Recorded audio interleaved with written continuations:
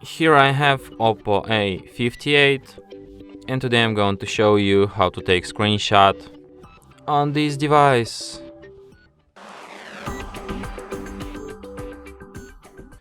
So to do this, all you need to do is to just press combination of keys power key plus volume down at the same time like this, and screenshot will be taken so easily. So let me show you once again, power key, volume down, and that's how it's done. So one last time, volume down, power key, and we got it.